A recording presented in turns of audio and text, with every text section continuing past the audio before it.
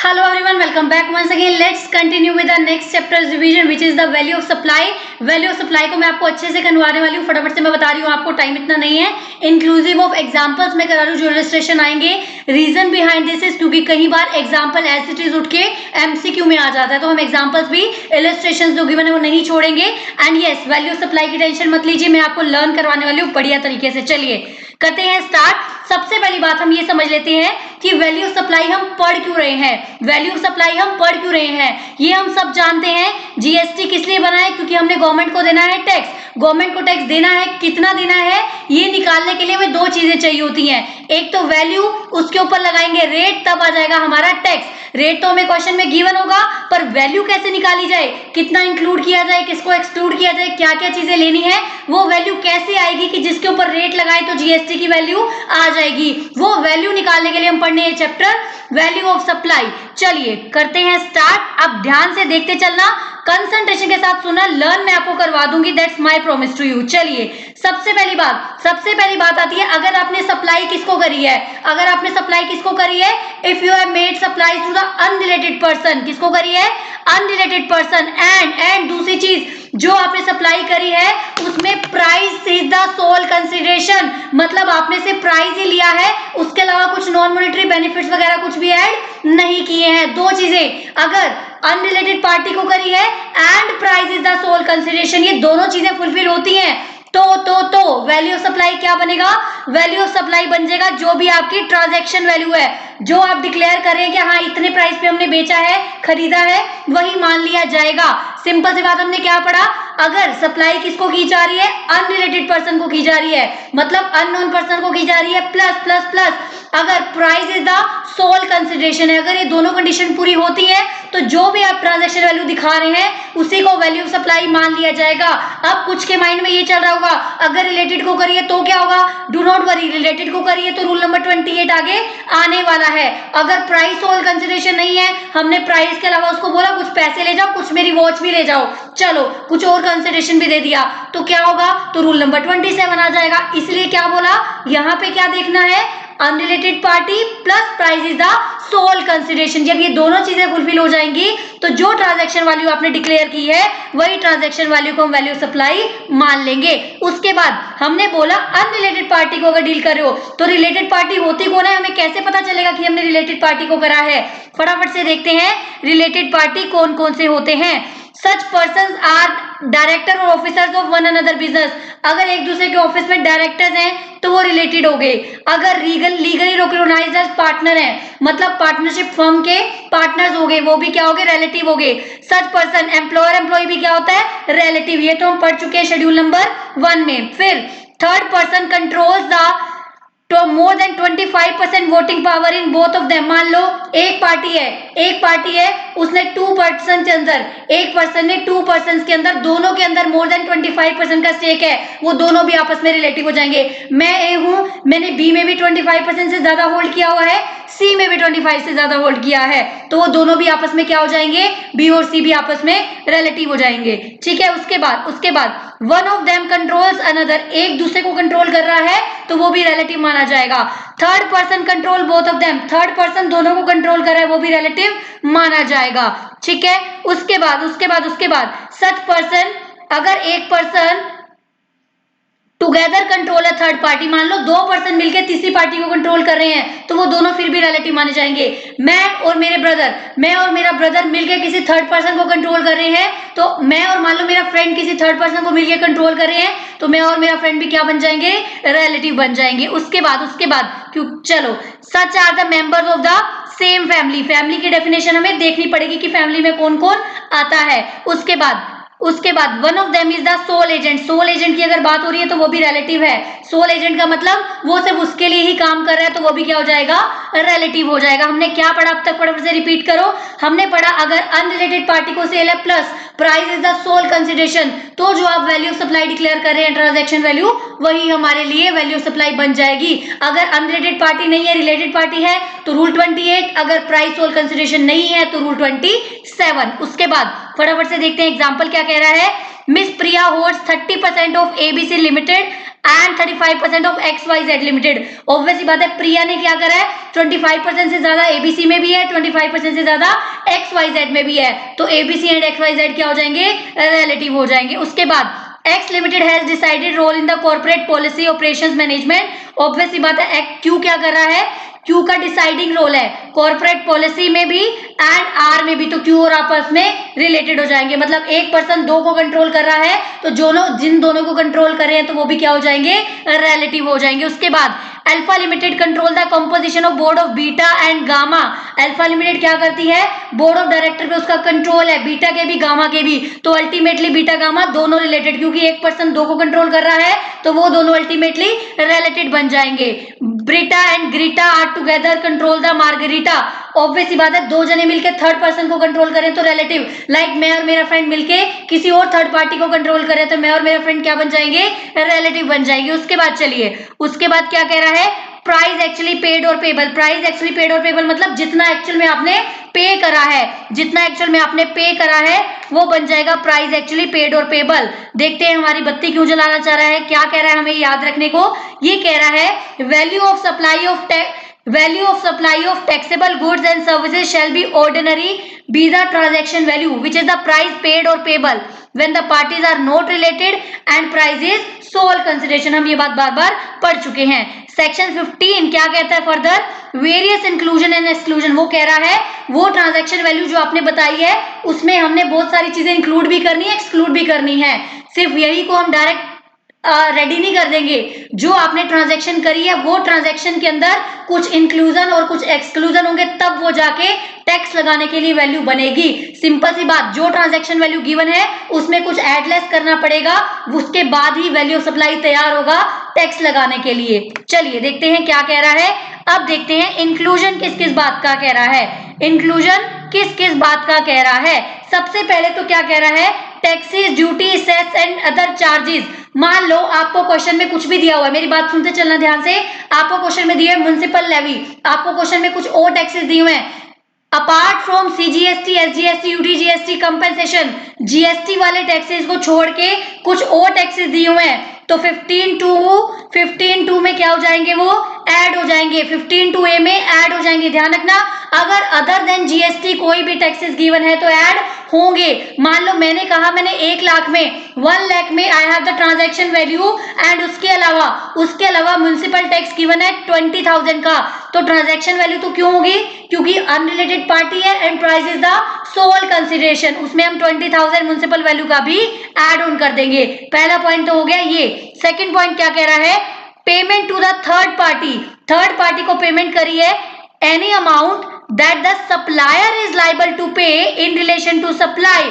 Supplier liable है, मान लो मैंने किसी पर्सन को कहा मुझे आपने गाड़ी तैयार करके भेजनी है, तो ऑब्वियस सी बात है गाड़ी में जो स्टीयरिंग लगना था उसके लिए कौन लाइबल है, सप्लायर लाइबल है, क्योंकि मुझसे तो पूरी की पूरी पेमेंट ले रहा है, सप्लायर लाइबल है। बट सप्लायर ने मुझे बोला अरे यार स्टीयरिंग लेके ना मुझे पकड़ाते जाना, पैसे खर्च कर देना आप। ऑब्वियस सी बात है मैंने उसपे पैसे खर्च करे, पर उसके लिए लायबल कौन था, रिसिपिएंट ने इनकर्ड किया, पर लायबल कौन था, सप्लायर, क्योंकि सप्लायर आपसे पूरी गाड़ी के पैसे चार्ज कर रहा है, तो अल्टीमेटली वैल्यू सप्लाई में वो स्टीयरिंग का पैसा भी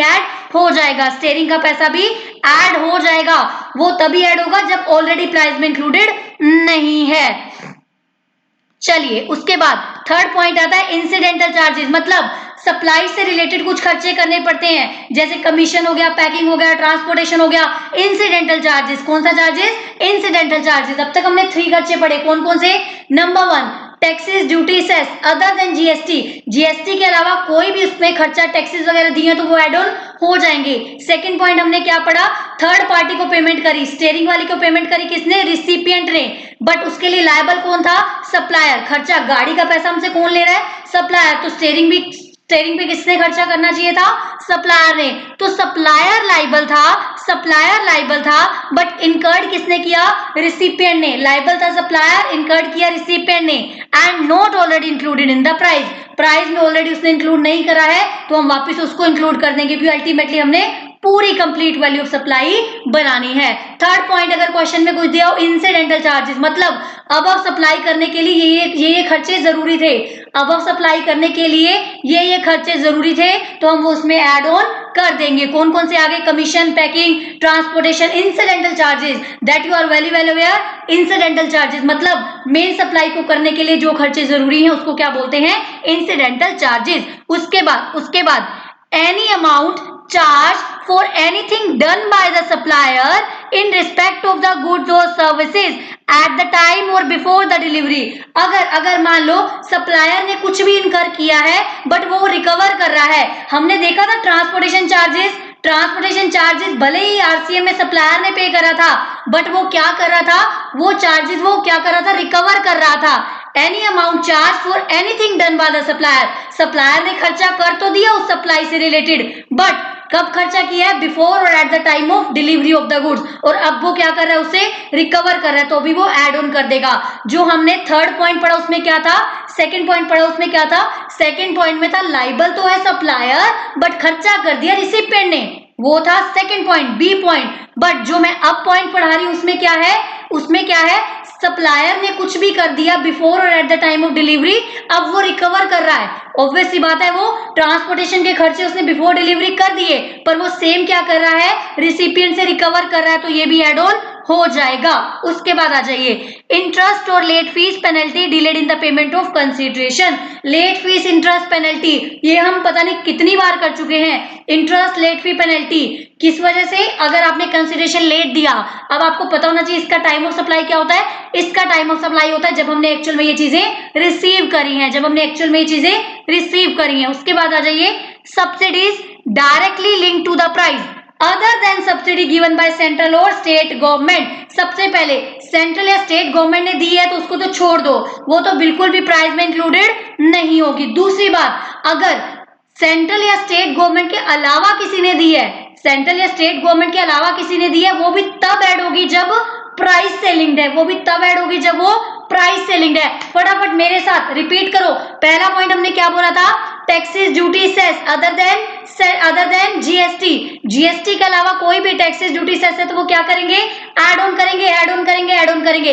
सेकंड पॉइंट क्या था, अगर थर्ड पार्टी को पेमेंट करी है रिसिपिएंट ने करी है बट सप्लायर लाइबल था पेमेंट करने को, वो हम प्राइस में इंक्लूड कब करेंगे, वैल्यू ऑफ सप्लाई में ऐड ऑन करेंगे अगर वो ऑलरेडी इंक्लूडेड नहीं किया गया है। क्वेश्चन में हमें गिवन है वो इंक्लूडेड नहीं है तो हम उसको ऐड ऑन कर देंगे। थर्ड था इंसिडेंटल चार्जेस, मतलब अब सप्लाई करने के लिए कुछ खर्चे जरूरी हैं, लाइक पैकिंग हो गया, कमीशन हो गया, कुछ ऐसे खर्चे जरूरी हैं charge by the supplier to the recipient of supply, जो सप्लायर को करने पड़ रहे हैं before delivering to the customer. Fourth point हमने क्या पढ़ा, अगर anything done by the supplier in respect of the supply, supplier को कुछ भी खर्चा करना पड़ रहा है बट वो रिकवर करेगा, अल्टीमेटली रिकवर करेगा तो वैल्यू ऑफ सप्लाई में ऐड ऑन करेगा, रिकवर करेगा वैल्यू ऑफ सप्लाई में ऐड ऑन करेगा। बट ये खर्चा कब होना चाहिए, ऑन और बिफोर द डिलीवरी, ध्यान रखना, ऑन और before the time of delivery. फिर हमने पढ़ा इंटरेस्ट, लेट फी, पेनल्टी, ये तो ऑब्वियसली इंक्लूड होगा। ये क्यों खर्च किए जा रहे हैं, क्योंकि इन्होंने क्या करा, कंसिडरेशन पे करने में डिले करा।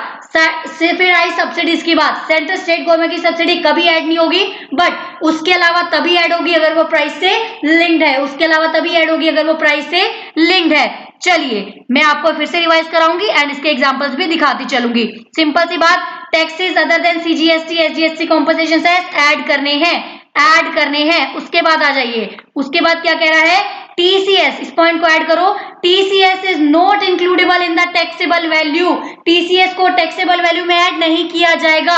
अगर क्वेश्चन में टीसीएस गिवन है, टीसीएस टैक्सेबल वैल्यू में ऐड नहीं होगा,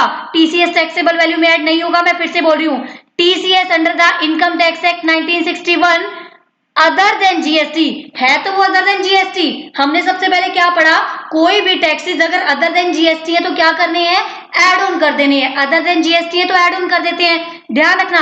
बट टीसीएस है तो अदर देन जीएसटी क्योंकि वो इनकम टैक्स में आ रहा है, it not includable in the taxable value of the GST, it is a modality for collection of tax. ऐसा क्यों किया जा रहा है, क्योंकि ये टैक्स लगाया नहीं जा रहा है, ये टैक्स को कलेक्ट किया जा रहा है। टैक्सेस ऐड करने हैं, कलेक्शन ऑफ टैक्सेस ऐड नहीं करना। हमने ध्यान में फिर से रिपीट कर रही हूं, हमने क्या बोला था, अदर देन जीएसटी कोई भी है ऐड कर दो। टीसीएस अगर इनकम टैक्स का दे रखा है तो वो इनकम टैक्स का अदर देन जीएसटी है, पर उसको ऐड नहीं करना। क्यों? क्योंकि ये टैक्स नहीं है, ये टैक्स के नाम पे कलेक्शन है, तो इसको ऐड ऑन नहीं करना। आई होप आपको लर्न हो गया होगा। चलिए, payment made to third party by the recipient on behalf of supplier in relation to supply. इसको करते हैं डायरेक्ट एग्जांपल से, क्योंकि मैं आपको करवा चुकी हूं। आइए, Grand Biz contract with ABC company to conduct a dealer meet. Grand Biz ने क्या किया, कॉन्ट्रैक्ट किया विद द एबीसी कंपनी ताकि डीलर मीट कंडक्ट किया जा सके। Grand Biz with vendor to deliver the goods and service like soft drinks वगैरह। Soft drink supplier wants to make the payment amount the delivery on ABC company agrees to pay the bill raised by the soft drinks vendor on the grand ways receiving the, एक second please।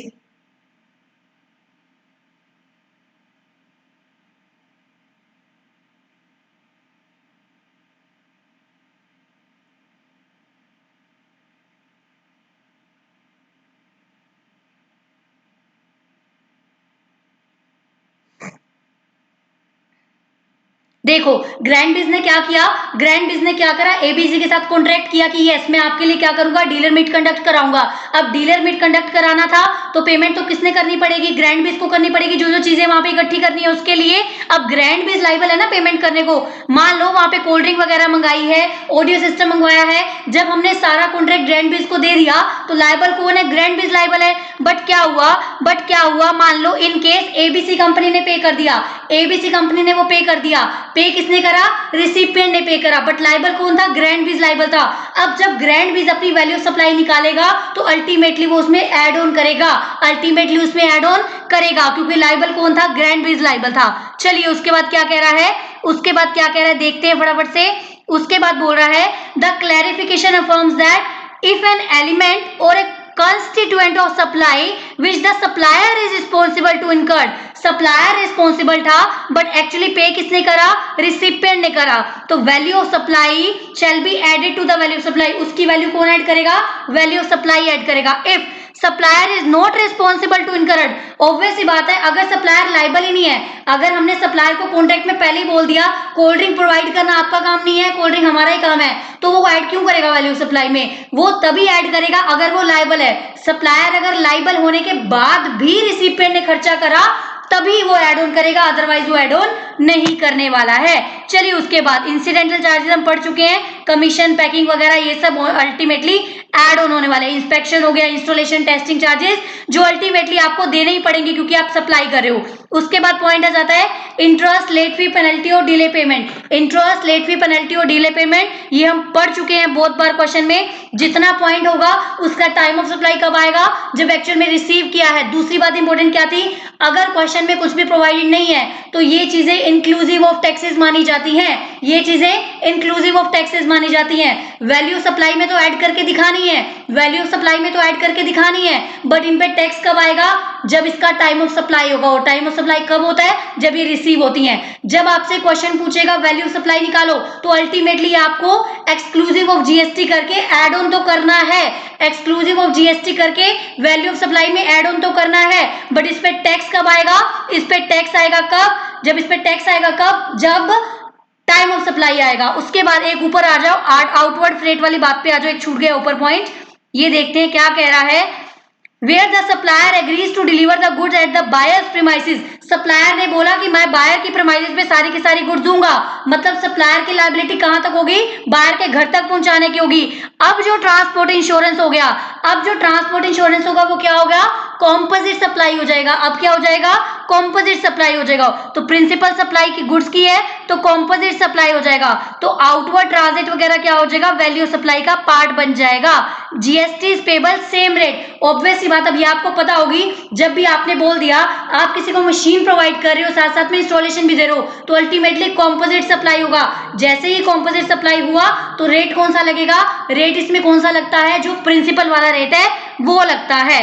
अगर अगर अगर if the contract क्या है, ex factory contract है, अगर contract क्या है, एक्स फैक्ट्री कॉन्ट्रैक्ट है, वेयर द बायर ने पे करना है इंश्योरेंस और फ्रेट, तो वो वैल्यू सप्लाई में ऐड ऑन ही नहीं होगा, क्योंकि जब आपका कोई लायबिलिटी नहीं है तो आप इनकर नहीं करोगे। आप रिकवर नहीं करोगे, रिकवर ही नहीं करना तो वैल्यू सप्लाई में ऐड ऑन नहीं करना। सिंपल सी बात, कोई भी चीज सप्लायर तब ऐड करेगा, कोई भी चीज सप्लायर तब ऐड करेगा जब उसकी लायबिलिटी है प्रोवाइड करना। जब उसने बोल दिया मुझे तो तुम्हें से फैक्ट्री तक प्रोवाइड करना है, बाकी खर्चे तुम्हारे, तो खर्चे बायर कर रहे हैं, हमने रिकवर भी नहीं करने, तो हम वैल्यू सप्लाई में एड ऑन भी नहीं करेंगे। एक पॉइंट डिफरेंट क्या आया था, टीसीएस का ध्यान रखना। टीसीएस भले ही जीएसटी के अदर देन टैक्स है, बट स्टिल उसको एड ऑन नहीं करना। रीजन, क्योंकि वो टैक्स का लेवी नहीं है, वो कलेक्शन ऑफ टैक्स है, उसको एड ऑन नहीं करना। चलिए उसके बाद आ जाइए, उसके बाद subsidies linked with the price, इसको भी मैं आपको डिटेल में पढ़ा देती हूँ क्योंकि इसमें बहुत सारी कंफ्यूजन होती है। Subsidy is a sum of money given to keep the price service commodity low. अब ऑब्वियस सी बात है, सब्सिडी का मेन पर्पस क्या है, सस्ते में चीजें प्रोवाइड करना। अगर सस्ते में चीजें प्रोवाइड करने के लिए सब्सिडी दी जा रही है, इट मींस वो प्राइस से लिंक्ड सस्ती है, इट मींस वो प्राइस से लिंक्ड सब्सिडी है।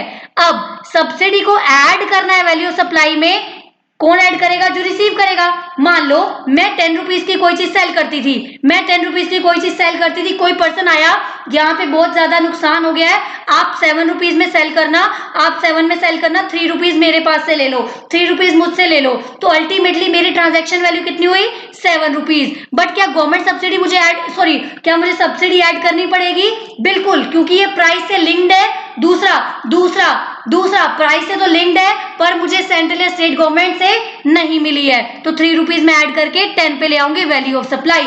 अगर वही 3 रुपीज मुझे गवर्नमेंट देती तो मैं ऐड नहीं करती, तो मैं गवर्नमेंट ऐड नहीं करती।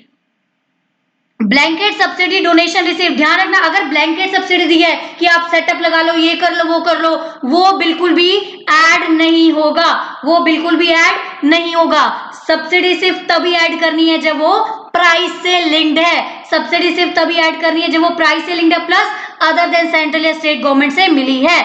चलिए ये मैंने आपको कंसेप्ट यहाँ पे समझा दिया है, यही वाला, ये एक्चुअल में इसी को इलस्ट्रेशन बना के कुछ बताया गया, फिगर्स डिफरेंट, आई होप आपको समझ में आ गया होगा। अब आ जाती है 15.3 पे। 15.1 में हमने क्या पढ़ा था, 15.1 में हमने पढ़ा ट्रांजैक्शन वैल्यू, 15.2 में हमने क्या पढ़े, 15.2 में हमने पढ़े कौन कौन सी चीजें ऐड लेस होंगी। अब 15.3 में पढ़ रहे हैं डिस्काउंट और वैल्यू, हमने जो डिस्काउंट दिया है वो क्या करेंगे, देखो सिंपल सी बात है, अगर डिस्काउंट दिया गया है at the time or before the time of supply, obvious सी बात है, डिस्काउंट दिया गया, आप मुझसे लेने आए, मैंने कहा ठीक है आप मेरे से ले जाओ, at the time of supply ही दिया जा रहा है डिस्काउंट, तो लेस कर देंगे, सीधा सीधा डिडक्ट कर देंगे discount that are offered for making the payment at the time of supply itself. अगर सप्लाई के टाइम पे डिस्काउंट दिया जा रहा है तो क्या किया जा रहा है, लेस कर देंगे, मतलब इनवॉइस में रिकॉर्ड नहीं करेंगे क्योंकि वो एट द टाइम ही दिया गया है। अब आता है पोस्ट सप्लाई डिस्काउंट, इसमें प्रॉब्लम होती है, सो ये मैं आपको डीप में पढ़ा देती हूँ। पोस्ट सप्लाई डिस्काउंट क्या कहता है, it is not always feasible to determine. अब कई बार क्या होता है, सारे के सारे डिस्काउंट को पहले ही डिटरमाइन करना पॉसिबल नहीं है, हो सकता है आपने मुझे बोला post supply discount that are given after the supply, दिए तो कब जाते हैं, बाद में, allowed as deduction if two things. देखो अगर पहले दिया गया है तो सिंपल सी बात है, अगर पहले दिया गया है तो हम पहले ही लेस कर देंगे इनवॉइस में से। अगर बाद में दिया गया है, मान लो एक बार तो मैंने आपको पूरी वैल्यू दे दी, 1000 रुपीज की वैल्यू थी, उसके पास 180 उसके ऊपर क्या था, जीएसटी था, आप मुझे इतने देके चले गए, डिस्काउंट आपको कब दिया जा रहा है, बाद में दिया जा रहा है। अब ये डिस्काउंट कब माइनस होगा, पहली बात अब जो डिस्काउंट की जो टर्म्स हैं वो पहले डिसाइड होना चाहिए, मतलब जिस बेसिस पे मैं बाद में आपको डिस्काउंट दे रही हूँ वो बेसिस यहाँ पे ऑलरेडी डिसाइड होना चाहिए, दूसरी बात, जब आप मेरे से पूरी वैल्यू ले गए तो आपने 180 का आईटीसी ले लिया होगा। अब अगर डिस्काउंट मिलेगा तो ये वैल्यू कम होगी तो आईटीसी भी कम होगा, मतलब जो एक्स्ट्रा आईटीसी आपने ले ली है वो आपको रिवर्स करना पड़ेगा, दो कंडीशन हो गई। अगर बाद में डिस्काउंट दिया जा रहा है तो कब मिलेगा डिस्काउंट, पहली बात जो टर्म्स एंड कंडीशन थी वो ऑलरेडी डिसाइड हो चुकी हैं। सेकंड चीज जो डिफरेंस है, जो आईटीसी एक्स्ट्रा है जो आपने ले लिया है, आप उसको क्या कर चुके हो, रिवर्स कर चुके हो, आईटीसी क्या कर चुके हो, रिवर्स कर चुके हो, तभी मिलेगा। आई होप आपको समझ में आ गया होगा। अगर कंडीशन सेटिस्फाई नहीं हुई है तो जीएसटी लायबिलिटी रिड्यूस नहीं होगी, ऑब्वियस सी बात है, कमर्शियल नोट इशू कर सकते हैं, सिंपल सी बात है, अगर दोनों कंडीशन पूरी हुई तो ये डिस्काउंट मिलेगा, अदरवाइज डिस्काउंट हमें नहीं मिलने वाला है। चलिए डिस्काउंट का चार्ट भी बना, एक बार देख लेते हैं क्या कह रहा है। अगर डिस्काउंट कब दिया गया है, at the time of value supply, discount कब दिया गया है, at the time of value supply, and invoice में शो किया गया है, इनवॉइस में शो किया गया है, तो डिस्काउंट को क्या करेंगे, वैल्यू सप्लाई में से लेस कर देंगे। दूसरी बात, अगर बिफोर द सप्लाई दिया गया है, बिफोर द सप्लाई, बिफोर या एट द टाइम दिया गया है, प्लस इनवॉइस में शो करना जरूरी है, ऑब्वियस सी बात है, 1000 रुपीज इंक्लूडिंग वैल्यू है, तभी तो डिस्काउंट लेस करूंगी ना। अगर वैल्यू डायरेक्टली उन्होंने 800 दिखा दी तो मैं क्यों लेस करूंगी, मतलब before or at the time of supply दिया गया है, प्लस प्लस प्लस इनवॉइस में शो किया गया है, तो डिस्काउंट को मैं क्या कर दूंगी, लेस कर दूंगी। दूसरा, अगर आफ्टर द सप्लाई, अगर मान लो before or at the time तो दिया गया है पर शो ही नहीं किया गया, बट शो ही नहीं किया गया, तो डिस्काउंट वैल्यू सप्लाई में से लेस से नहीं करोगे। एक बात बताओ, आपने डायरेक्टली 800 ही शो करा हुआ है अमाउंट, आपने वैल्यू 800 शो कर दी, ऑटोमेटिकली डिस्काउंट लेस करके शो किया ना, तो डिडक्ट थोड़ा करोगे दोबारा, इनवॉइस में शो नहीं था तो डिडक्ट भी नहीं किया, अगर इनवॉइस में शो किया हुआ है तो हम डिडक्ट कर देंगे। फिर आता है अगर आफ्टर द सप्लाई है, आफ्टर द सप्लाई है तो दूसरी बात, एग्रीमेंट पहले ही होना चाहिए, agreement eight the time of supply होना चाहिए और इनवॉइस से लिंक्ड होना चाहिए, और आईटी से जो आपने ले लिया वो रिवर्स कर दिया। कैसे आईटी से ले लिया, जब आपने 1000 दिखाया, मुझे पता था डिस्काउंट मिल सकता है फ्यूचर की कंडीशन पर, तो मैंने 180 यहाँ पे लगा लिया। अब यहाँ 900 हुआ तो ऑब्वियस ही बात है कम टैक्स आएगा, तो ज्यादा मैंने आईटी से ले लिया, यहाँ पे कम बनता था तो जो डिफरेंस था मैंने क्या करा, रिवर्स कर दिया, डिफरेंस था मैंने रिवर्स कर दिया, इसलिए डिस्काउंट मिल जाएगा। चलो उसके बाद क्या कह रहा है, एक सेकेंड प्लीज,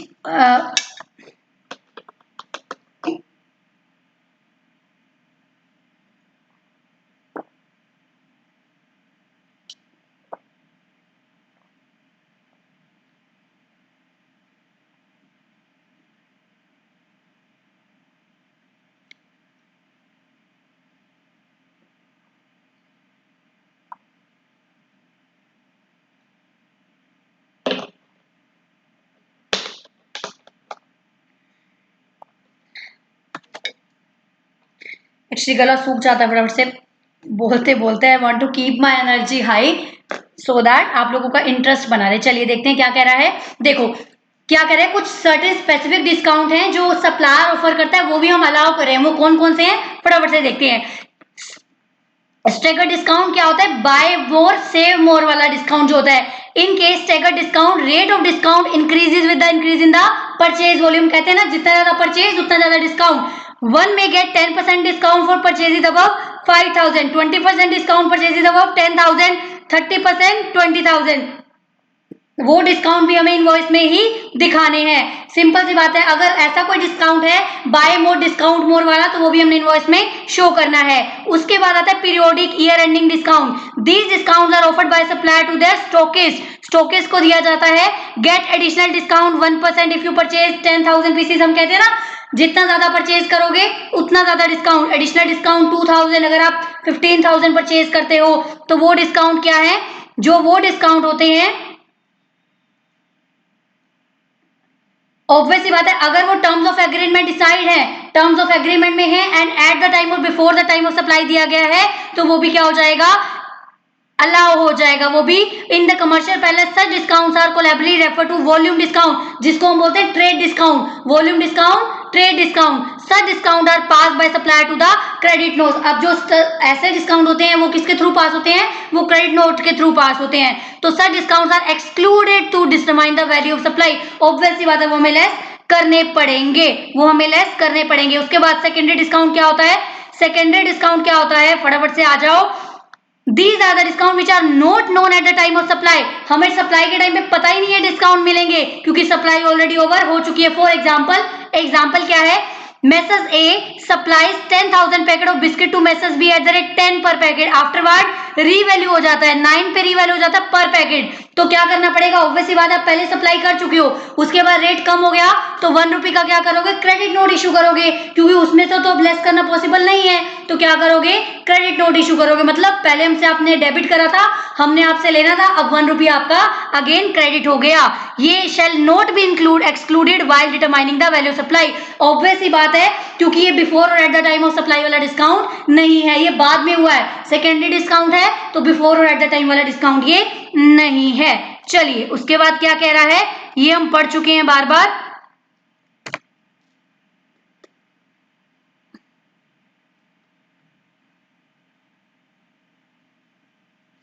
एक बार ये पढ़ लेते हैं, ऐसे कौन से डिस्काउंट है जो नॉट डिडक्टेबल, जो वैल्यू सप्लाई में से डिडक्टेबल नहीं होंगे। देखते हैं, in the above example terms of did not provide due percent discount. Obviously बात है, जब टर्म्स ऑलरेडी डिसाइडेड है ही नहीं और डिस्काउंट दिया गया बाद में, टर्म्स डिसाइड है नहीं, डिस्काउंट दिया गया बाद में, तो बाद में क्रेडिट नोट के थ्रू हमें करना पड़ेगा ना सेट ऑफ। तो टर्म्स हमें पहले होने चाहिए, जो हमने चार्ट पढ़ा है, जो हमने चार्ट पढ़ा है, इन केस वो चार्ट के थ्रू सेटिस्फाइड है तो लेस करेंगे, अदरवाइज लेस नहीं करेंगे। चार्ट के थ्रू है तो लेस करेंगे, अदरवाइज लेस नहीं करेंगे। बाद वाली चीजों को क्रेडिट नोट इशू करके सेट ऑफ किया जाएगा। चलिए एक बार देख लेते हैं इलस्ट्रेशन क्या कह रहा है फटाफट से।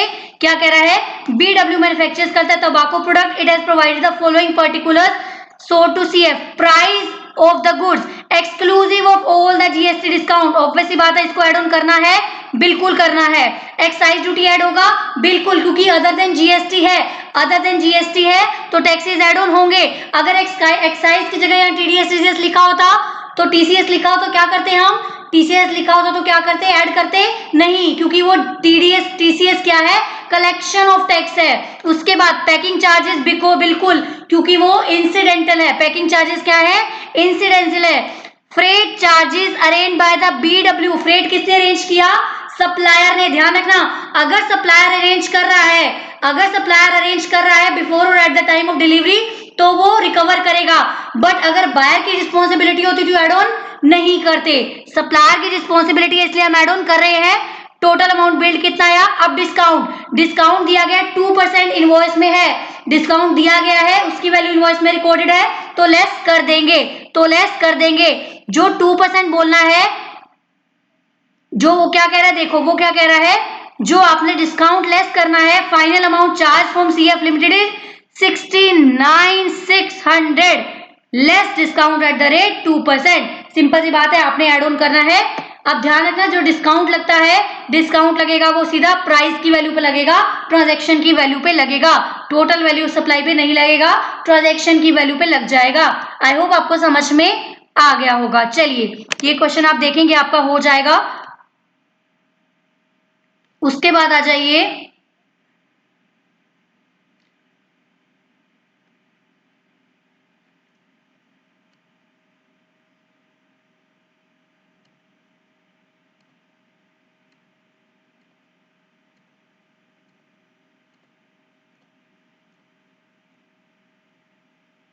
अब आ जाइए, जब आप क्या कर पा रहे हैं, ऊपर वाले सेक्शन से 15 सेक्शन से आप डिटरमाइन ही नहीं कर पा रहे हैं। कब नहीं डिटरमाइन करोगे, या तो प्राइस सोल कंसिडरेशन नहीं है, या फिर रिलेटिव को सेल करा है, तो हमें रूल फॉलो करने हैं। ध्यान रखना, रूल रिस्पेक्टिवली फॉलो करने हैं हमें, रूल के अंदर की जो बातें हमें रिस्पेक्टिवली लाइन वाइज फॉलो करनी है। सबसे पहले आता है रूल नंबर 27। क्या आता है रूल नंबर 27, इसको मैं क्या करती हूँ, चलिए सबसे पहले क्या आता है, रूल नंबर 27 आता है। रूल नंबर 27 क्या बोलता है, अगर price is not the sole consideration, price sole consideration नहीं है, आपने उसको कुछ मनी भी दी और क्या दिया साथ में अपनी वॉच भी दे दी, आपने क्या दिया, कुछ नॉन मॉडरेट कंसिडरेशन भी दे दिया, तो ऑब्वियस सी बात है क्या करोगे, सबसे पहले आप ट्राई करोगे देखने की ओपन मार्केट वैल्यू क्या है। रूल 27 कब आएगा, जब price is not the sole consideration, price is not the sole consideration. तो हम सबसे पहले क्या देखेंगे, ओपन मार्केट वैल्यू, मार्केट में चीज कितने की बिकती है वो देख लेंगे। अगर ओपन मार्केट वैल्यू अवेलेबल नहीं है तो हम देखेंगे हमने कितना पैसा दिया। मान लो मैंने 1000 रुपीज दिए प्लस एक वॉच दी, अब मुझे देखना पड़ेगा उस मनी के इक्विवेलेंट उस वॉच की वैल्यू आज क्या है, तो उन दोनों को ऐड करके वैल्यू सप्लाई बन जाएगा। सबसे पहले क्या बोला, ओपन मार्केट वैल्यू। सबसे इजी वाला पॉइंट क्या है, ओपन मार्केट वैल्यू, मार्केट में इसका क्या रेट है, जो सप्लाई मैंने ली है। इन केस वो मुझे पता नहीं तो मैं क्या करूंगी, जितना मैंने पैसा दिया प्लस जो मैंने नॉन मॉनेटरी कंसिडरेशन दिया उसकी वैल्यू क्या बनती है वो ऐड ऑन कर लूंगी।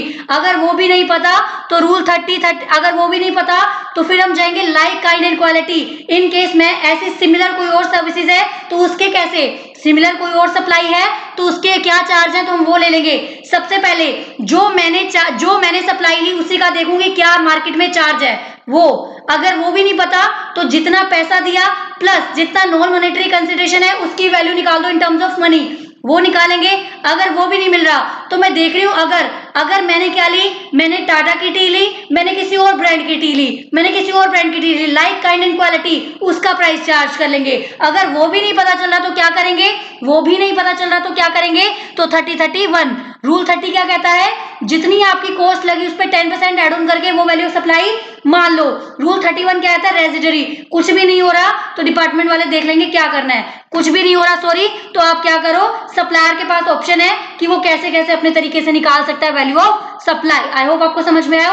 रूल 27 कब लगेगा, मेरे साथ रिपीट करो, तब लगेगा जब price is not the sole consideration. अब मैं क्या चाहूंगी, मैंने टाटा की टी खरीदी है, टाटा की टी मार्केट में किसी और को कितने की मिल रही है वो, अगर मुझे वो भी नहीं पता तो मैं देखूंगी टाटा की टी के बदले मैंने क्या दिया, 1000 रुपीज दिए प्लस वॉच, रिवॉच की वैल्यू एड ऑन करके देख लूंगी, वो भी नहीं पता चल रहा तो मैं कोई और देख लूंगी, किसी और ब्रांड की टी देख लूंगी, गोल्ड की टी देख लूंगी, गोल्ड की टी का प्राइस क्या है वो भी नहीं पता चल रहा, लाइक काइंड एंड क्वालिटी का भी नहीं मुझे पता चल रहा तो मैं क्या करूंगी, 30-31, ध्यान रखना पहले 30 फिर 31, ऐसे हमने लाइन वाइज फॉलो करना है। Rule 27 done. रूल 28 क्या कहता है, रूल 28 कब आएगा, जब आपने रिलेटेड पार्टी को सेल करा है अदर देन एजेंट। ध्यान रखना एजेंट भी रिलेटेड पार्टी है, बट हम किसको देख रहे हैं, क्योंकि एजेंट का रूल अलग से है इसलिए अदर देन एजेंट का हम देख रहे हैं। उसमें हम क्या करेंगे, देखिए फटाफट से, उसमें भी यही चीज है, उसमें ये चीज आ जाइए, ध्यान रखना उसमें क्या चीज है,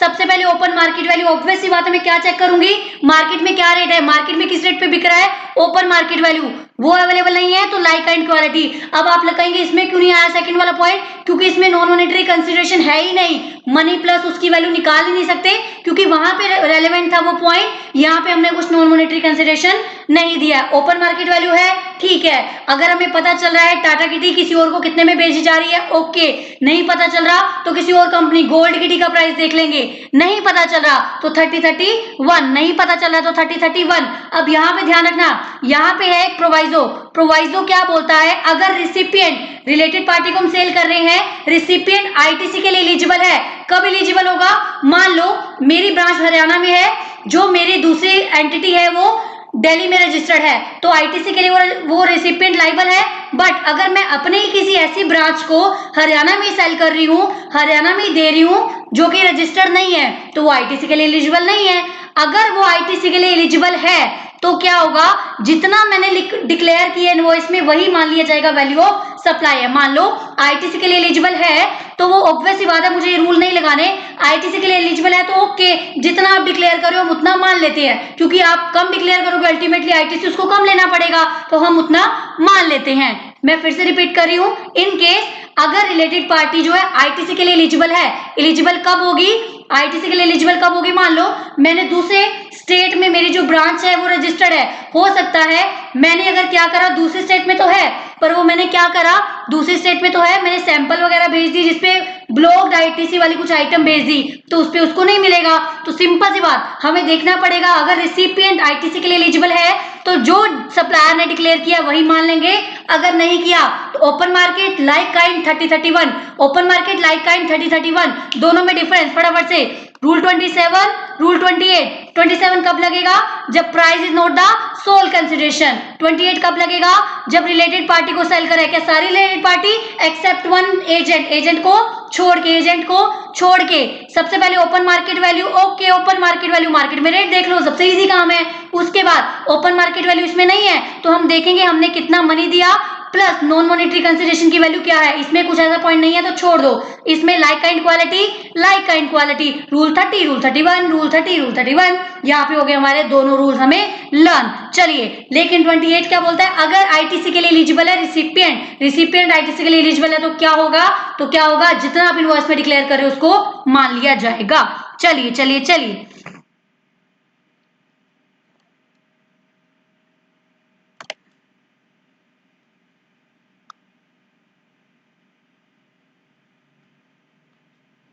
एक बार इसको देख लेते हैं फटाफट से पॉइंट, आपको भी समझ में आ जाएगा सो दैट कि हमने कुछ भी मिस नहीं करा है। एबीसी प्राइवेट लिमिटेड क्या है? रजिस्टर्ड सप्लायर है, मैन्युफैक्चरर टैक्सेबल गुड्स का। एबीसी लिमिटेड टैक्सेबल गुड्स बनाता है।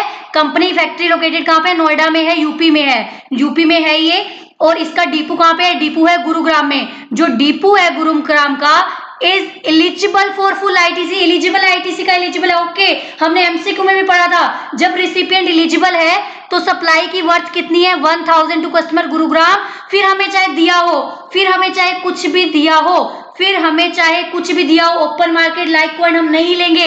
जितना हमने इनवॉइस में डिक्लेयर करा है वही हम ले लेंगे। क्यों?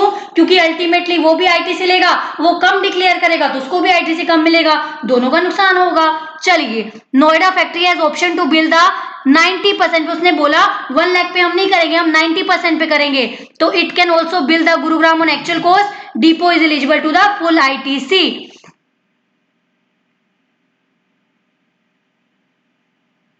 सिंपल सी बात है, ध्यान रखना रिलेटेड पार्टी के केस में ही हमें दिया हुआ है, अनरिलेटेड पार्टी के केस में हमें ये बात नहीं बोली हुई। रिलेटेड पार्टी के केस में हमें ये दिया हुआ है। उसके बाद अगर एजेंट के थ्रू सेल कर रहे हैं, अगर एजेंट के थ्रू सेल कर रहे हैं तो ओपन मार्केट वैल्यू आ जाएगा। सबसे पहले ओपन मार्केट वैल्यू हो जाएगा, फिर आ जाएगा 90% of the price charge for the supply of the goods of like kind and quality. Like kind and quality हम एजेंट को दे रहे हैं, तो अल्टीमेटली एजेंट को दे रहे हैं तो हम अल्टीमेटली एंड कंज्यूमर को सेल नहीं करता हुआ मान रहे, एजेंट को दे रहे हैं। तो जितना एजेंट आगे चार्ज करेगा सप्लाई के लिए तो उसका 90% हम ले लेंगे। ध्यान रखना, ध्यान रखना। ABC limited supplies the goods to agent and agent is supplying the goods of like kind 1000। अगर एजेंट आगे 1000 पे ले रहा है तो हम ये मान लेते हैं कि 10% का मार्जिन अगर सप्लायर ने रखा भी है तो अल्टीमेटली 900 का हम चार्ज कर लेंगे, 900 का चार्ज कर लेंगे। अब ध्यान रखना, इसमें लाइन वाइज हमने फॉलो नहीं करना है कि चाहे आप ओपन मार्केट लो फिर 90% पे हो, नहीं। सप्लायर के पास ऑप्शन है क्या चूज करना चाहता है वो, सप्लायर के पास ऑप्शन है वो क्या चूज करना चाहता है। सप्लायर ऑटोमेटिकली कम वाला चूज करना चाहेगा क्योंकि उसको क्या करना है, कम टैक्स देना है। सप्लायर कम वाला चूज करना चाहेगा। अल्टीमेटली देखो, ओपन मार्केट वैल्यू और 90% of the price charge. Supplier जो आगे से चार्ज कर रहा है, एजेंट जो आगे से चार्ज कर रहा है अनरिलेटेड से, उसका 90%। दोनों में से आपकी मर्जी है, आप कुछ भी चूज करो, ईदर ऑफ द मेथड। इसमें लाइन वाइज हमने नहीं चलना है। चलिए, हो गया रूल हमारा 27, 28, 29। 30 क्या कहता है? 30 कहता है जितना भी आपकी कॉस्ट लगी उस पर 10% ऐड करो। 31 है रेजिडरी मेथड। 31 क्या है? Residuary method. मैं आपको फटाफट से एक बार फिर से रिकॉल करवा रही हूँ, अब तक हमने क्या पढ़ा। इन द चार्ट आ जाइए, फटाफट से मैं आपको करवा रही हूँ, आपको लर्न होना चाहिए। सबसे पहले सेक्शन 51 क्या कहता है? जो ट्रांजैक्शन वैल्यू पे आपने डिक्लेयर, जो ट्रांजैक्शन वैल्यू आपने करी है उसी को हम वैल्यू सप्लाई मानेंगे। कब? जब अनरिलेटेड पार्टी को सेल करा है plus price is the sole consideration. अगर दोनों में से एक भी पूरा नहीं होता तो रूल में आ जाएंगे। तो अगर ये दोनों फुलफिल हो रहे हैं तो क्या सिर्फ ट्रांजैक्शन वैल्यू को वैल्यू सप्लाई मान लें? नहीं मानेंगे। क्यों? क्योंकि हमने कुछ 15(2) के अकॉर्डिंग एडिशन और डिडक्शन करनी है। क्या एडिशन डिडक्शन करनी है? सबसे पहले क्या करना है, अगर कोई भी टैक्सेस है अदर देन जीएसटी, कोई भी टैक्सेस है अदर देन जीएसटी तो ऐड करेंगे, बट टीसीएस को ऐड नहीं करना। व्हाई? बिकॉज ये टैक्स नहीं है, it is a collection of tax, इसको ऐड नहीं करना। अगर रिसिपिएंट ने कुछ खर्चा किया है सप्लायर के बिहाफ पे, स्टेयरिंग खरीदने का खर्चा किसने कर दिया? रिसिपिएंट ने कर दिया, जबकि सप्लायर लायबल था। सप्लायर ने पूरी गाड़ी के पैसे चार्ज करने हैं तो सप्लायर लायबल था, तो वो वैल्यू सप्लाई में ऐड ऑन करेगा अगर ऐड ऑन नहीं किया है तो। थर्ड पॉइंट क्या था? थर्ड पॉइंट था इंसिडेंटल चार्जेस। इंसिडेंटल चार्जेस भी वो ऐड ऑन करेगा, लाइक हमें वो गुड्स दे रहा है तो पैकिंग वगैरह भी ऐड ऑन कर लेगा। उसके बाद अगर अगर अगर अगर अगर क्या था, अगर सप्लायर ने कुछ ऐसा खर्चा किया है before or at the time of making supply, before or at the time of making supply, तो वो भी रिकवर करेगा, वो भी रिकवर करेगा। बट इनकेस क्या था, अगर मान लो एक चीज बात थी, अगर एक्स फैक्ट्री बेचना है सप्लायर ने एक्स फैक्ट्री बेचना है तो उसका ट्रांसपोर्टेशन वगैरह का उसने कुछ चार्ज नहीं करना। व्हाई? बिकॉज बायर लाइबल है तो मैं क्यों चार्ज करेगा? सप्लायर क्यों चार्ज करेगा? बट अगर अगर क्या बोला गया, अगर सप्लायर ने बोला तुम्हारे डोर तक मैं गुड्स भेजने वाला हूं, तो अल्टीमेटली गुड्स के साथ साथ ट्रांसपोर्टेशन, पैकिंग, ट्रांसपोर्टेशन वगैरह क्या हो जाएगा? कंपोजिट सप्लाई हो जाएगा, तो वो चार्ज करेगा। रेट किसका लगेगा? रेट लगेगा मेन प्रिंसिपल सप्लाई का। ट्रांसपोर्टेशन चार्जेस का चाहे सेपरेट रेट दिया हो, चाहे सेपरेट रेट दिया हो, इंस्टॉलेशन का चाहे सेपरेट रेट दिया हो, पर हमारे लिए तो प्रिंसिपल सप्लाई देखेंगे। क्यों? क्योंकि अब क्या बन गई? ये बन गई कंपोजिट सप्लाई। उसके बाद इंटरेस्ट, डिस्काउंट, पेनल्टी वगैरह, इंटरेस्ट, डिस्काउंट, पेनल्टी वगैरह, अगर कंसिडरेशन डिले हो रहा है तो हम क्या करेंगे? अगर कंसिडरेशन डिले हो रहा है तो हम रिकवर कर लेंगे, वैल्यू सप्लाई में ऐड ऑन करेंगे, बिल्कुल करेंगे। दूसरी बात, इसका टैक्स कब जाएगा? टाइप ऑफ सप्लाई कब बनेगा? जिस मंथ में ये रिकवर होगा। दूसरी बात, जब तक कुछ नहीं बोला जाता, ये जो अमाउंट होती है इंक्लूसिव ऑफ टैक्स होती है। ध्यान रखना, जब भी आपने वैल्यू सप्लाई में ऐड करनी है, एक्सक्लूसिव ऑफ टैक्स करके ऐड करनी है, क्योंकि बाकी अमाउंट एक्सक्लूसिव ऑफ टैक्स होती है। इसको आप एज इट इज ऐड करोगे तो आपका आंसर हो जाएगा गलत। फिर आती है किसकी बात? फिर आती है सब्सिडी की बात। सेंट्रल या स्टेट गवर्नमेंट से मिली है तो ऐड ऑन नहीं होगी। Other than central state government से मिली है, वो भी प्राइस से लिंक्ड है, तो ऐड ऑन होगी। अगर ब्लैंकेट सब्सिडी है, कुछ ऐसे बोल दिया आप सेटअप लगा लो, ये कर लो, वो कर लो, तो भी हमने वैल्यू सप्लाई में ऐड ऑन नहीं करनी है। चलिए, उसके बाद बोला गया था डिस्काउंट वगैरह तब लेस करोगे। देखो, अगर eight the time of supply है और इनवॉइस में इशू है, इनवॉइस में रिकॉर्डेड है तो लेस करेंगे, रिकॉर्डेड नहीं है तो लेस नहीं करेंगे। पोस्ट सप्लाई डिस्काउंट है तो दो कंडीशन पूरी होनी चाहिए। नंबर वन क्या थी कंडीशन? जो टर्म्स एंड एग्रीमेंट है डिस्काउंट के, वो टाइम ऑफ सप्लाई पे ही डिसाइड हो चुके थे, सप्लाई के टाइम पे डिसाइड हो चुके थे। सेकंड चीज, जो आईटीसी है वो रिसिपिएंट ने क्या कर रहा है? रिवर्स कर दिया है। उसके बाद हमने पढ़ा, अगर price is not the sole consideration, price is not the sole consideration, तो हमने क्या करा? रूल आए, रूल 27, 28, 29, 30, 31। 27 कब आता था? 27 आता था जब price is not the sole consideration, price is not the sole consideration. 28 related को बेचा है क्या? सारे रिलेटेड को बेचा है? नहीं, एजेंट को छोड़ के। 29 एजेंट, 30 कॉस्ट, 31 रेजिडरी। इसमें क्या बोलते हैं? Price is not the sole consideration. मैंने क्या किया? मैंने करा टाटा की टी खरीदी, टाटा की टी खरीदने के बदले मैंने 1000 रुपीज दिए प्लस अपनी एक वॉच दी। तो सबसे पहले मैं देखूंगी टाटा की टी मार्केट में कितने बिक रही है। ओपन मार्केट वैल्यू नहीं पता चल रहा, तो जितना मैंने मनी का कंसिडरेशन दिया, पर जो मैंने नॉन मॉनेटरी कंसिडरेशन किया उसकी वैल्यू अगर वो भी नहीं पता चल रही है, तो सिंपल सी बात, लाइक काइंड एंड क्वालिटी। अगर मेरे को टाटा की टी नहीं, मुझे गोल्ड की टी का कितना प्राइस मार्केट में है वो चार्ज कर लेंगे। 30 क्या होगा? Cost plus 110, cost into 110, cost plus 10% extra, 31 residuary.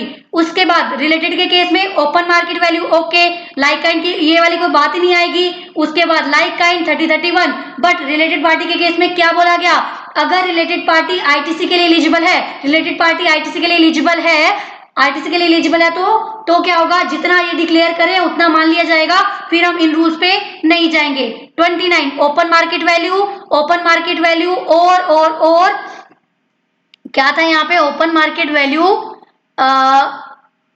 और 90%, ओपन मार्केट वैल्यू और 90%, जितना आगे सप्लायर चार्ज करे अल्टीमेट कस्टमर से, आपकी मर्जी, आप जो मर्जी इसमें से ले सकते हो। 30 कहता है कॉस्ट प्लस 10%, 31 कहता है रेजिडरी मेथड। उसके बाद आते हैं कुछ और रूल्स, देखते हैं कुछ और रूल्स क्या हैं, फटाफट से देखते हैं।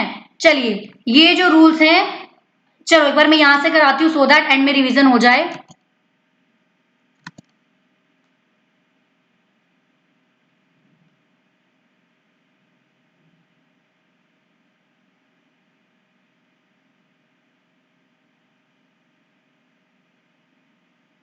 चलिए, क्या कह रहे हैं? Value supply in case of lottery, betting and gambling and horse racing. अगर lottery, betting and gambling and horse racing का कोई केस दिया हुआ है, उसमें वो आपसे पूछ रहे वैल्यू सप्लाई निकालिए। तो अगर जो लॉटरी है, देखो क्या कह रहा है? Winning in the betting, gambling, horse race. आप इसमें आ जाओ फटाफट से। देखो, अगर क्या कह रहा है, लॉटरी का केस है, और लॉटरी किसने ऑर्गेनाइज करी है? लॉटरी ऑर्गेनाइज करी है स्टेट गवर्नमेंट ने ऑर्गेनाइज करी है। Mean state government in which conduct the lottery इधर ओन टेरिटरी, या फिर सेल करता है स्टेट गवर्नमेंट, या फिर सेल करता है अनदर वाली को। तो क्या होगी वैल्यू सप्लाई क्या होगा? 100, मतलब उसको हम ये मान रहे हैं, जो हमें क्वेश्चन में वैल्यू दी हम क्या मान रहे हैं? हम मान रहे हैं इंक्लूसिव ऑफ जीएसटी है, और रेट कितना है जीएसटी का? 28%। ऑब्वियस बात है, बैटिंग गैम्बलिंग के केस में 28% होता है, लॉटरी के केस में मान रहे हैं 28%। तो क्या कर रहे हैं हम? उसको डिवाइड बाय 128 इंटू 100 करके वैल्यू निकाल रहे हैं। कैसे निकाल रहे हैं? अब किस चीज का हायर होगा? टू अमाउंट्स का हायर होगा। अगर लॉटरी है, lottery by the organising state means the state government which conduct the lottery, या तो खुद की स्टेट में कर रही है या फिर दूसरी टेरिटरी में वो सेल कर रही है। तो क्या होगा? जो फेस वैल्यू ऑफ टिकट दी हुई है, आपके पास क्वेश्चन में दो चीजें होंगी, एक तो फेस वैल्यू ऑफ टिकट दी होगी, दूसरा जो ऑफिशियल गजट में नोटिफाइड किया है रेट, दोनों को 100% पे ले आओ, डिवाइड बाय 128 करके, तो दोनों में से जो हायर होगा वो ले लेंगे। ध्यान रखना 28% आपको खुद लर्न रखना है, 28% आपको याद खुद से रखना है, क्वेश्चन में गिवन नहीं होगा। लॉटरी के केस में जो भी दिया होगा डिवाइड बाय 128 इंटू 100, दोनों में से जो हायर होगा वो ले लेंगे। उसके बाद अगर एक्शनेबल क्लेम है, बैटिंग, गैम्बलिंग वगैरह की बात हो रही है, रेस तब की बात हो रही है, तो क्या होगा? 100% of face value of bet, 100% of face value of bet हम एज इट इज ले लेंगे। उसमें हमने रिवर्स नहीं करना है, 100% फेस वैल्यू ऑफ बैटिंग हम ले लेंगे। लॉटरी के केस में करना है, किसके केस में करना है? लॉटरी के केस में करना है। These question are very straightforward. फिर भी मैं एक बार आपको बता देती हूँ। देखो गवर्नमेंट ने क्या करा, लॉटरी टिकट निकाली, फेस वैल्यू 250 है, प्राइस नोटिफाइड बाय गवर्नमेंट कितना है? 240। तो दोनों में से हायर कर लो, दोनों का निकाल के देख लो, 250 divide by 120 into 100, 240 divide by 120 into 128 into 100, दोनों में से जो हायर होगा वो ले लेंगे। चलिए उसके बाद क्या कहता है? उसके बाद आता है इन respect of certain supply, rule 32 5 supplies के बीच में बात करता है। अब रूल जो 32 है, ध्यान रखना, रूल 32 पहली बात तो वैल्यूएशन का मेथड है, 5 चीजों को लेके वैल्यूएशन का मेथड है। दूसरी बात, रूल 32 क्या करता है? अगर रूल 32 वाली सप्लाईज आ जाती हैं तो आपको वैल्यूएशन रेल फॉलो नहीं करने हैं, 27 से 31 वाले रूल फॉलो नहीं करने हैं, आपको डायरेक्टली इसी मेथड पे जंप करना है। ध्यान रखना, ये हमें पॉइंट याद नहीं रहता है। अगर रूल 32 है वो वैल्यूएशन के 27 31 वाले रूल को ओवरराइड करेगा। जब ये रूल 32 की वैल्यूएशन आ जाती है तो हमें यही मेथड्स फॉलो करने हैं। Valuation method rule 32 are optional, the supplier can use them if desired, he can also opt the supplies in according with the other valuation rule.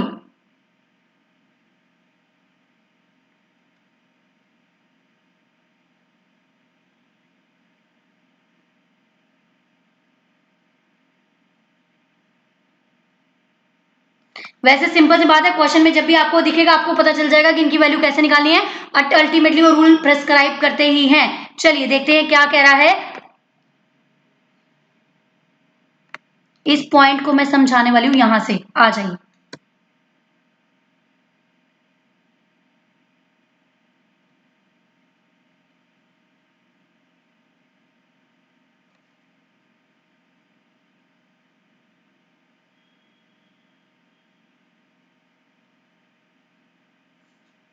Number 1 method क्या कहता है? Transactions where one of the currency exchanges Indian, मान लो currencies exchange करवाई है, अगर currency exchange कराई है, one of the currencies Indian है, तो हम क्या करेंगे? एक सेकेंड, सबसे पहला रूल क्या आ रहा है 32 में सबसे पहला रूल आ रहा है sale and purchase of the foreign currency, sale and purchase of the foreign currency. इसको मैं लास्ट पॉइंट से कराती हूँ, एक्चुअल में वहां पे ज्यादा अच्छे से एंड समराइज्ड वे में है, यहाँ पे हमें कुछ उतना जरूरत नहीं है।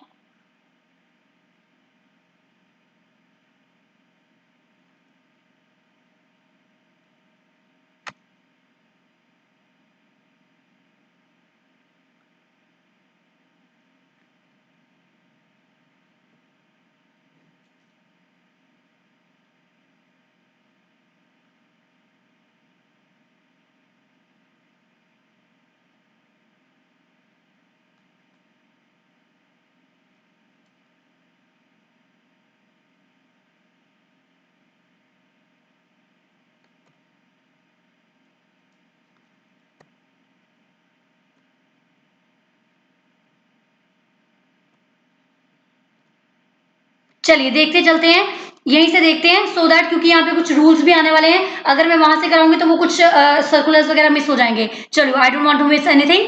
Transactions where one of the currency exchanges Indian currency, आपने करेंसी एक्सचेंज कराई है और एक करेंसी इंडियन करेंसी है, but RBI reference rate available नहीं है, आरबीआई रेफरेंस रेट अवेलेबल नहीं है, तो क्या करेंगे?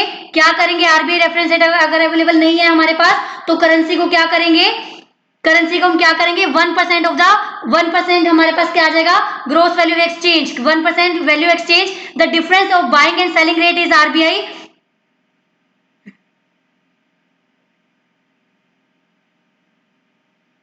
देखो, अगर आरबीआई का रेफरेंस रेट गिवन है, अगर आरबीआई का रेफरेंस रेट गिवन है तो वैल्यू ऑफ सप्लाई क्या बनेगा? Difference between the buying rate और सेलिंग रेट, या फिर आरबीआई का रेट, दोनों के बीच में डिफरेंस और मल्टीप्लाई कर दो करेंसी एक्सचेंज से। ये कब होगा? जब आरबीआई का रेफरेंस रेट गिवन है।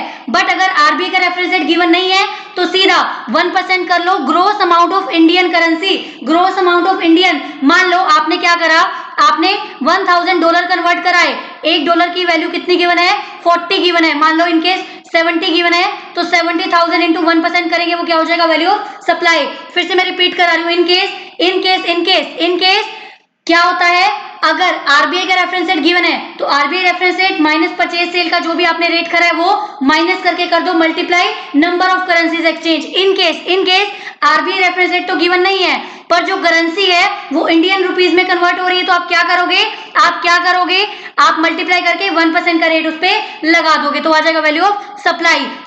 अगर ट्रांजैक्शन जो आपने करी है, कोई भी करेंसी इंडियन में convert currency exchange in Indian rupees, neither of the currency exchange in Indian rupees, कोई भी करेंसी इंडिया में एक्सचेंज ही नहीं हो रखी है, तो हम क्या करेंगे? दोनों को क्या करेंगे? आरबीआई के रेफरेंस रेट में कन्वर्ट करेंगे and 1% of the lower amount हम क्या ले लेंगे? Value of supply. हो सकता है मान लो हमने आपने क्या कराओ, यूके वाली करेंसी को यूएस में कन्वर्ट कराओ, यूएस वाली करेंसी को यूके में कन्वर्ट कराओ, तो इंडियन करेंसी की तो दोनों में कहीं भी आ नहीं रहा है, तो दोनों को इंडियन में पहले कन्वर्ट करेंगे, 1% ऑफ लोअर वाला ले लेंगे, 1% ऑफ लोअर वाला ले लेंगे। फटाफट से मेरे साथ रिवाइज करो।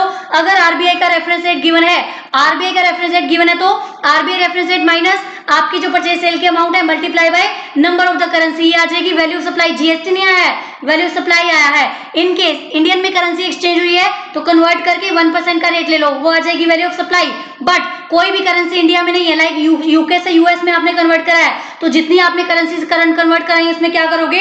पहले इंडिया में कन्वर्ट कर लो, फिर क्या करो? दोनों में 1% ऑफ द लोअर अमाउंट, दोनों में से 1% ऑफ द लोअर अमाउंट वाला आप ले लोगे। फिर मेथड नंबर 2 क्या कहता है? मेथड नंबर 2 आपको डायरेक्ट बोलता है अगर आपने जो करेंसी का एक्सचेंज कराया है वो 1 लाख रुपीज तक एक्सचेंज कराया है, करेंसी का एक्सचेंज कितना कराया है? 1 लाख रुपीज तक एक्सचेंज कराया है, तो 1% of the gross amount of currency exchange, 1% of the gross amount of the currency exchange और 250 whichever is higher। ध्यान रखना, मेरे साथ लर्न करने का तरीका सीखो।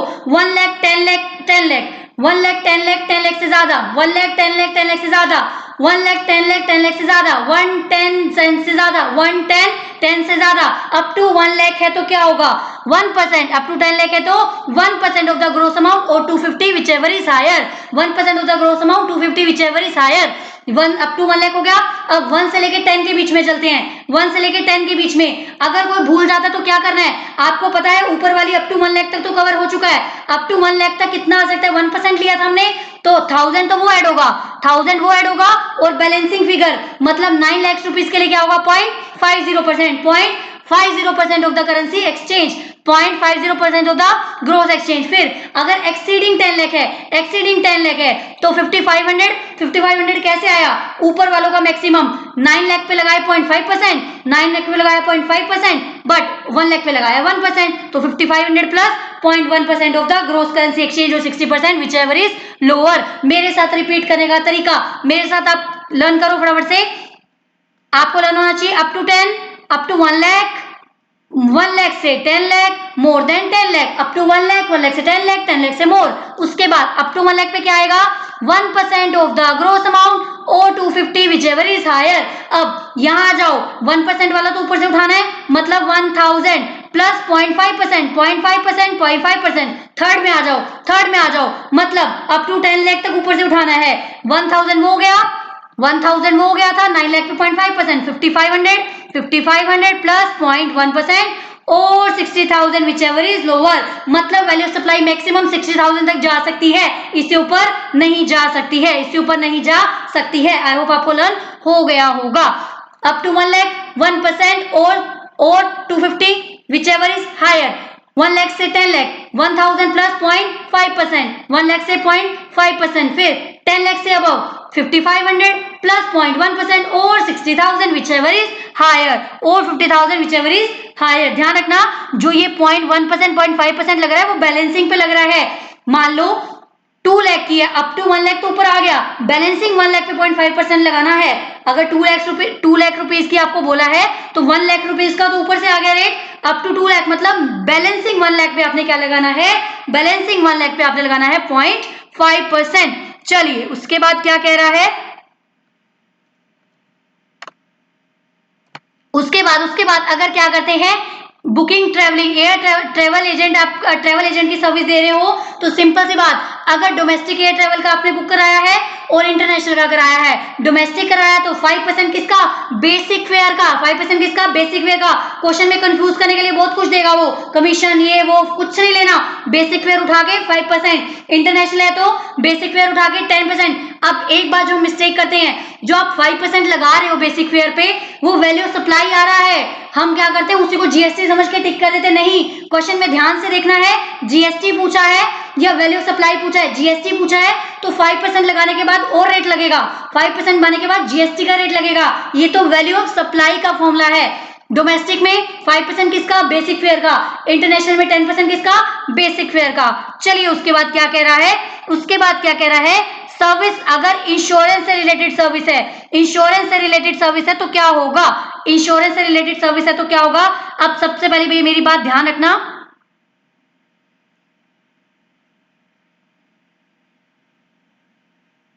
अगर कोई पॉलिसी है, मेरे साथ साथ याद करना, मैं याद करने का तरीका बताती हूँ, अगर कोई पॉलिसी है वो सिर्फ रिस्क को कवर करती है, रिस्क को कवर करती है मतलब बहुत भारी नुकसान हो सकता है उसमें, सिर्फ रिस्क की रिस्क है, सिर्फ रिस्क की रिस्क है, तो जितना भी प्रीमियम आ रहा है, जितना भी प्रीमियम आ रहा है उसको पूरे को टैक्सेबल वैल्यू बना दो, रिस्क की रिस्क है, जितना भी प्रीमियम आ रहा है। अब एक बात बताओ, आपको रिस्क होता है तो आप क्या करते हो, ज्यादा अमाउंट को बचाते हो ना, आपको लगता है यहाँ पे रिस्की है तो ज्यादा अमाउंट को सेव करते हो, रिस्की है तो सारा का सारा सेव कर लो, रिस्की है तो सारा का सारा वैल्यू ऑफ सप्लाई बना लो। दूसरी बात, अगर अगर अगर अगर जो पॉलिसी है उसके अंदर रिस्क भी है, इन्वेस्टमेंट भी है, पॉलिसी है अगर रिस्क भी है, इन्वेस्टमेंट भी है। अब हमें ऑलरेडी बता दिया गया, आपने पॉलिसी ली है मान लो 12 लाख की, 12 लाख की पॉलिसी ली है, आपका 5 लाख रुपीस का अमाउंट इन्वेस्ट होने वाला है, तो जितना प्रीमियम चार्ज करा है, जितना प्रीमियम चार्ज करा है और इन्वेस्टमेंट के लिए जो अमाउंट रखना है उसको लेस कर दो, जो इन्वेस्टमेंट होनी है उसको लेस कर दो, बचा हुआ वैल्यू ऑफ सप्लाई, क्योंकि इन्वेस्टमेंट तो सेफ साइड है ना, हमने तो रिस्क साइड को टैक्सेबल वैल्यू बनाना है,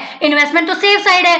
अगर एलोकेशन अगर इंटीमेट की जा रही है, अगर एलोकेशन पॉलिसी होल्डर को बताई जा रही है तो माइनस करके क्या करो, टैक्सेबल वैल्यू, ध्यान रखना अगर बताई जा रही है तभी, ग्रोस प्रीमियम चार्ज, प्रीमियम कितना चार्ज करा है उसमें से लेस कर दो amount allocated for the investment saving, अगर वो सेविंग की अमाउंट आपको बताई जा रही है पॉलिसी होल्डर को, तभी क्या करना है, तभी क्या करना है, total gross premium minus amount allocated for the investment, हो जाएगी वैल्यू ऑफ सप्लाई। अब सिंगल प्रीमियम पॉलिसी है, सिंगल प्रीमियम पॉलिसी है तो 10%, सिंगल प्रीमियम पॉलिसी है तो 10%, सिंगल प्रीमियम पॉलिसी है तो इसमें नहीं देखना 10%, अगर अदर कोई पॉलिसी है उसके अलावा कोई बच गई तो पहले साल में फर्स्ट ईयर में 25% of the premium charge, 25% of the premium charge, second year onward, subsequent year में 25 पर 12.5 हाफ कर दो, 12.5, मेरे साथ साथ रिपीट करो, मेरे साथ साथ रिपीट करो, अगर बहुत रिस्की पॉलिसी है, रिस्क सिर्फ रिस्क उसमें कवर है तो क्या करेंगे, जितना भी प्रीमियम चार्ज करा है सारा का सारा टैक्सेबल वैल्यू, मान लो सारा का सारा taxable value, single premium policy है तो 10%, सिंगल प्रीमियम पॉलिसी है तो 10%, अगर अगर अगर अगर आपको ये बोल दिया गया आपको रिस्क के साथ साथ इन्वेस्टमेंट भी कवर है और इन्वेस्टमेंट कितनी हो रही है पॉलिसी होल्डर को बताया गया है, पॉलिसी होल्डर को बताया गया eight the time of collection of the premium, तो जितना प्रीमियम कलेक्ट करा माइनस इन्वेस्टमेंट हो जाएगी वैल्यू ऑफ सप्लाई, ध्यान रखना ये टैक्स नहीं आ रहा है, ये आ रहा है वैल्यू सप्लाई। फिर अगर कोई नॉर्मल केस है, कुछ भी बताया नहीं गया है, नॉर्मल केस में क्या होता है 25% फर्स्ट ईयर में, 25% फर्स्ट ईयर में, 25% किसका, प्रीमियम चार्ज का, 25% प्रीमियम चार्ज का, बाकी सब्सिक्वेंट ईयर में 12.5% ऑफ द प्रीमियम चार्ज। ये बहुत सीधे सीधे हैं तो आपसे हो जाएंगे, डू नॉट वरी। उसके बाद आ जाइए, उसके बाद क्या कह रहा है, special provision related to the determination of the value of second hand goods by a dealer of the second hand goods, second hand जो डीलर होता है गुड्स का, सेकेंड हैंड डीलर है वो गुड्स का, वो कैसे करेगा वैल्यू ऑफ सप्लाई। सिंपल सी बात, एक बार तो देख लेते हैं क्या बोल रहा है बत्ती जलाने को, हमें ये बोल रहा है अपने दिमाग की बत्ती जलाइए, कैसे जलाइए, the purpose of margin scheme is to avoid the double taxation. अभी मैं डिटेल में नहीं जाने वाली हूँ, आपको सिंपल सिंपल लर्न करवाने वाली हूँ। क्या बोल रहा है, अगर अगर सेकेंड हैंड गुड्स है, सेकेंड हैंड गुड्स है अगर आईटीसी इज नॉट अवेल, मान लो आईटीसी अवेल ही नहीं करा है, अब मैं सेकंड हैंड डीलर का गुड्स थी, मैंने आईटीसी अवेल करा हुआ है, अगर गुड्स पे आईटीसी, चलो आपको डिटेल में करवा देती हूँ, चलिए देखिए फटाफट से क्या कह रहा है, क्योंकि इस पॉइंट पे जनरली बहुत सारों को हम भूल भी जाते हैं, हमें याद भी नहीं रहता है। Normally GST charge on the transaction value of the goods, okay, normally हम जीएसटी किस पे चार्ज करते हैं, ट्रांजैक्शन वैल्यू पे। In respect of the second hand goods, a person dealing in such goods may be allowed to pay the tax on the margin. जो second hand में deal कर रहा है वो मार्जिन पे भी टैक्स दे सकता है, कैसे वो हम देखते हैं। द डिफरेंस, मार्जिन का मतलब क्या, difference between the value at which goods are supplied and the goods are purchase. अगर आईटीसी अवेल नहीं करा गया है, अगर गुड्स पे आईटीसी अवेल नहीं करा गया है तो क्या होगा, तो क्या करा है, मार्जिन को वो वैल्यू ऑफ सप्लाई ले लेगा। अगर if there is no margin, no margin, no margin का मतलब क्या, परचेज करा था ज्यादा में, सेल करा है कम में, तो जीएसटी नहीं आएगा, उसको इग्नोर कर देंगे। तो क्या होगा, जीएसटी नहीं आएगा, इग्नोर कर देंगे। अगर आईटीसी अवेल करा है, अगर आईटीसी अवेल करा है तो सिंपल सी बात, नॉर्मल ट्रांजैक्शन की तरह। अगर आईटीसी अवेल नहीं करा है तो मार्जिन स्कीम, मार्जिन स्कीम में भी नेगेटिव आ रहा है तो छोड़ दो, मार्जिन स्कीम में भी नेगेटिव आ रहा है तो छोड़ दो।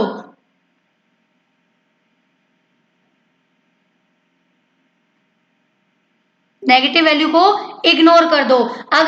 अगर GST on second hand exempt receive from the, अगर सेकंड हैंड गुड्स रिसीव करिए किससे, अनरजिस्टर्ड सप्लायर से, सेकंड हैंड गुड्स करी है अनरजिस्टर्ड सप्लायर से, तो ऑटोमेटिकली वो क्या है, एग्जाम्प्टेड है। क्या है, एग्जाम्प्टेड है। एक तो सेकंड हैंड ऊपर से अनरजिस्टर्ड से लिए हैं, डबल डबल याद रखने का तरीका, एक तो सेकंड हैंड ऊपर से अनरजिस्टर्ड ली है तो एग्जाम्प्टेड है। क्वेश्चन इसका एक बार देख लेते हैं, एग्जाम्पल क्या कह रहा है, a company x limited which deals in buying and selling of second hand goods, company x क्या करती है, सेकंड हैंड गुड्स में डील करती है, परचेज करी है सेकंड हैंड मारुति कार 2015 में करी है, जिसका ओरिजिनल प्राइस क्या था, एक बार देखते हैं। अ कंपनी एक्स लिमिटेड क्या करती है, जो सेकंड हैंड गुड्स में डील करती है, परचेज करी है second hand Maruti Alto car of March 15 का है, ओरिजिनल प्राइस था 5 लाख, 3 लाख उसने किससे लिया है, फ्रॉम अनरजिस्टर्ड पर्सन से लिया है, और उसके बाद 30,000 क्या करा, उसके ऊपर खर्च करा है, और कार कितने में सेल कर दी है, 3,50,000 में सेल कर दी गई है। कंपनी ने आईटीसी अवेल नहीं करा है, कंपनी ने आईटीसी अवेल नहीं करा है। दूसरी बात, value of supply shall B 50,000, difference between the selling price and the purchase price. Selling price कितना है, सेलिंग प्राइस है 350, परचेज प्राइस कितना है, 3 लाख, तो क्या हो जाएगा, 50,000 हो जाएगा। चलिए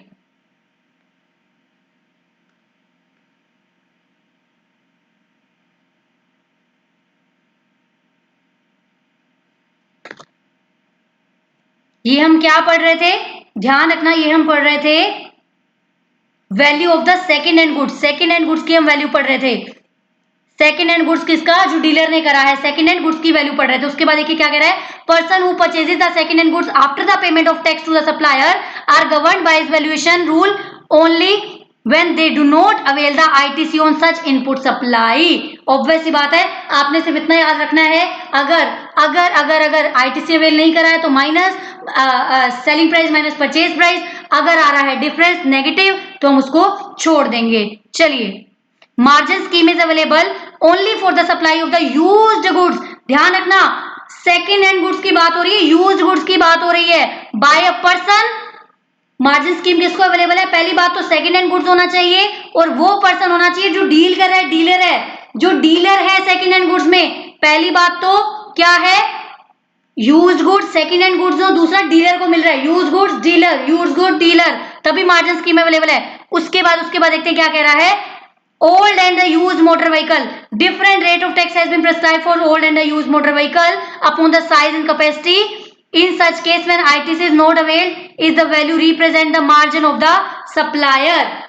In case registered supplier who has claimed the depreciation, अगर कोई रजिस्टर्ड सप्लायर है, उसने डेप्रिसिएशन क्लेम कर लिया है under section 32 on set goods, तो वैल्यू क्या होगी, वैल्यू क्या होगी, पहली बात तो रजिस्टर्ड है, पहली बात तो रजिस्टर्ड है, तो consideration received minus depreciation value करके देखेगा on the date of supply, minus depreciation on the date of supply. अब कंसिडरेशन मान लो, इन केस कंसिडरेशन ही कम है डेप्शन वैल्यू से, तो ऑब्वियस सी बात है उसको इग्नोर ही करना पड़ेगा, क्योंकि डेप्शन से कम है तो लेस कर दो।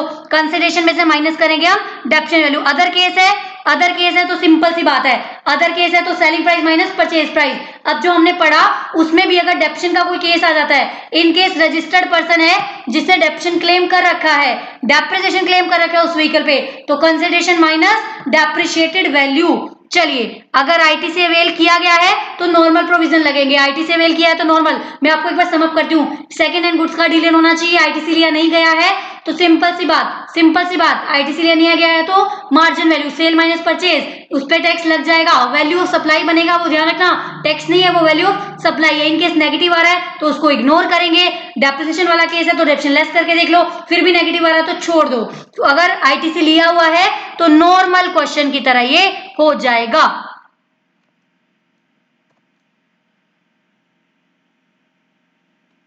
Purchased value of supply of goods repossessed from a defaulting borrower। Purchase value क्या बनेगी? अगर कोई बोरोवर था उसने डिफॉल्ट कर लिया, उससे अब हमने क्या करा, रीप्रोसेस कर लिया। होता है ना, बैंक वाले लोन देते हैं, वो करता, मान लो लोन करवाया था, पैसा दिया नहीं, डिफॉल्टेड हो गया बोरोवर, तो रीप्रोसेस कर लिया। रीप्रोसेस मतलब उससे व्हीकल ही उठा के ले आए। अब जो हमने व्हीकल परचेज करा है डिफॉल्टिंग बोरोवर से, उसकी परचेज वैल्यू क्या बनाएंगे? अब जो हमने डिफॉल्टिंग बोरोवर से परचेज करा है उसकी वैल्यू हम क्या बनाएंगे, देखते हैं। अगर डिफॉल्टिंग बोरोवर क्या है, अनरजिस्टर्ड है, अगर डिफॉल्टिंग बोरोवर क्या है, अनरजिस्टर्ड है, तो परचेज वैल्यू क्या बनेगा? परचेज वैल्यू बोरोवर के हाथ में रिड्यूस्ड बाय, अब सिंपल सी बात है, मान लो मैं कंपनी हूं, मैं रीपोजेस गुड्स को खरीद के ला रही हूं, मैं रीपोजेस को गुड्स को खरीद के ला रही हूं, पर जो डिफॉल्टिंग बोरोवर है वो अनरजिस्टर्ड है, वो रजिस्टर्ड था ही नहीं, तो मेरे लिए परचेज वैल्यू क्या बनेगी? पहले तो मैं देखूंगी उसने कितने में खरीदा था, उसके लिए परचेज वैल्यू क्या थी, वो 5% पर क्वार्टर लेस कर देंगे। 5% पर क्वार्टर कब से लेस करेंगे?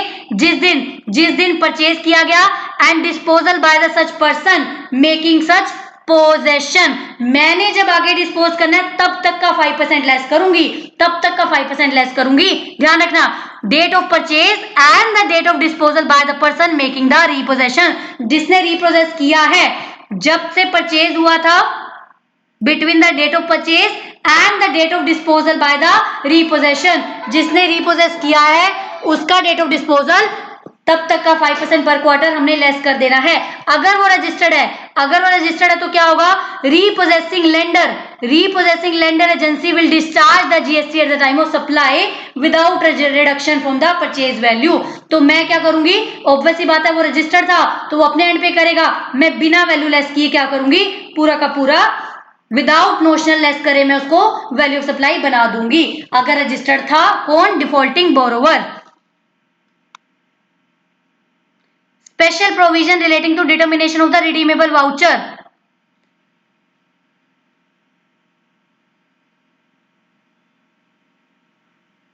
Money value of such goods हम ऑलरेडी पढ़ चुके हैं, money value of such goods हमें गिवन होगा। उसके बाद special provision related to determination of value service notified by the service provider. देखो हमने क्या कहा था, value of taxable supply provided by notified class of provider without consideration between the distinct person के केस में is deemed to be the nil if ITC available. एक second,